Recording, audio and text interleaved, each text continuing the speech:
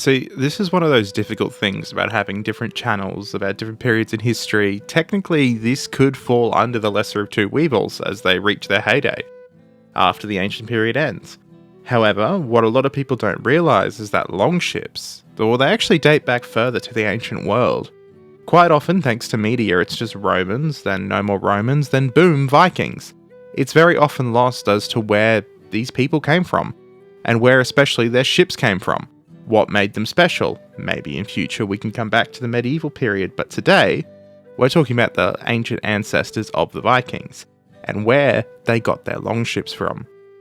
Welcome back to the Ancient Connection, and today we'll be talking about the Longship purely because I've become far too interested in Valheim over the Christmas period, and I went down a bit of a rabbit hole.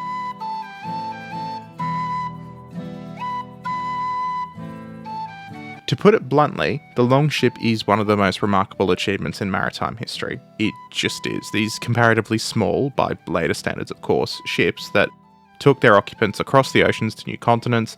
They carried the eventual Rus princes to the east as well, and derivatives of their design lineage raided deep into the Black Sea and Mediterranean. They explored, they traded, they raided, they settled vast swaths of land. But the Longship was not born fully formed. Its development was a long process that spanned centuries and drew on local traditions, evolving boat building, and they played a critical role in the evolution of Nordic culture and the Nordic cultural groups as a whole, not just taking them on these adventures. The origins of the Longship can be traced as far back into the Nordic Bronze Age, well before the Viking Age that began in the 700s AD. Scandinavian rock carvings that date from around 1800 to 500 BC depict elongated boats with raised ends, and sometimes they even have ornate figureheads. You can very easily see the connection between the latter ships and the earlier ones. These petroglyphs, such as those at Tanum in Sweden, suggest long-standing maritime cultures existed in the region for centuries. One of the earliest physical examples of large plank-built wooden boats in the region is the Hjortspring boat, which dates back to approximately 350 BC. It was preserved actually in a Danish bog of all places. At around 19 metres long and only about 2 metres wide, this vessel was fastened together with cord rather than nails, and powered by paddles or oars, a very rudimentary form of what we would call later Viking oars. Its shape matched with the later, more infamous ships that took the Vikings to England. It was narrow, rounded bottomed, light and swift, and it clearly shows a continued evolution in design, but this kind of ship would, well, it's held together by cords. It's not going to do too well in the rough North Sea. It did, though, have the principles that would later shape true longships. Unlike later designs, though, it lacked a raised prow or stern, again making it not suited for heavy weather conditions. And the omission of this feature shows that most likely the vessel was to be used on rivers, protected waters, lakes, just not the North Sea. Around the early centuries of the first millennium, though, the ancestors of the classic Viking longships truly began to appear. The development of marine technology accelerated with the introduction of iron tools, which greatly enhanced the woodworking capabilities here. Iron nails became commonplace, and these new tools and materials allowed for stronger and more reliable wooden construction than the earlier cord-fastened ships. A pivotal archaeological discovery for this phase is the Nidum ship, which is built around 400 AD. Right around the time the Western Roman Empire is starting to go belly up. Well, it's been going belly up for a while, but you get the picture. This ship was found in what is now Denmark, and archaeologists have classified it as the first true rowed longship. Notably, the boat had a pronounced keel and overlapping planks in a clinker-style construction technique fastened with iron hull nails. Its hull was low, sleek, and had an elevated bow and stern. It would have been able to take on the heavier weather when compared to those earlier boats. However, this early boat still would have struggled immensely on the open seas. Just a sidebar here though, what is the clinker technique? Because it's vitally important in understanding longboat construction. The basis of this building style is that planks overlap one another much like the scales on a fish. I'll put the diagram on screen explaining the difference, but you can see a remarkable disparity between the latter non-clinker building techniques and the earlier clinker. The clinker-built hull was both strong and flexible, and the structural flexibility was crucial for handling those rough waves. It would allow the ships to crest them and go over them, rather than go up, sag, and break. The clinker style, it should be said, is not unique to the Nords at all. It's just an example of shipbuilding from this period. For example, the Sutton Hoo from early medieval England from around 620 AD also featured this pronounced design.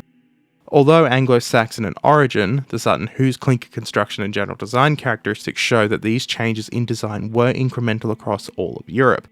It's just that the Nordic civilizations took them a bit further and exploited their usage more to create craft that could travel further up rivers. Likely this is due to the fact the Anglo-Saxons settled in their place as a permanent kingdom, rather than small settlements and didn't have to rely on raiding voyages, for example, to sustain themselves. Also important is the Kvalwood ship, a late 8th century vessel. Now, its dating places it right on the cusp of the Viking Age, and its characteristics, with 10 pairs of oars and a mast, indicate that this evolutionary practice had reached its natural conclusion here. Well, its conclusion for where we're going to end the video, because we're not going to go further into the modern era with the Viking ships because, well, we're not a medieval history channel, we're an ancient history channel. But what is crucial is that this ship marks the transitional period between simple paddle craft to complex seafaring vessels that are capable of making those long voyages across, the North Sea, for example. The development of naval architecture in Northern Europe was becoming extremely sophisticated at this point, and it combined the robust structural engineering with the seafaring adaptability that they needed to thrive. By the Viking Age, the Longship had reached its mature form. It was now a vessel designed to be quick, durable, and versatile. It could cross the ocean, and then it could also sail upriver. It wasn't too deep on the hull. It had all of these options. It was during this era that the Longship, built on those lessons from the ancestors, became inseparable from the maritime culture of really this entire period of history when you look at it from an Anglo-Saxon or a Nordic perspective. It's very hard to look at this period in history and not include a longship in it. The transition from purely roadcraft to sailed longships was game-changing. The addition of a single square sail, not too, over the top and crazy like on sailing ships as they would become, with their masts of dozens of sail, just one single sail made from wool, it massively increased the ship's speed and range, and it allowed for voyages beyond the capabilities of just that oar power. The Osberg ship from 800 AD and the Gokstad ship from 890 AD are great examples of this.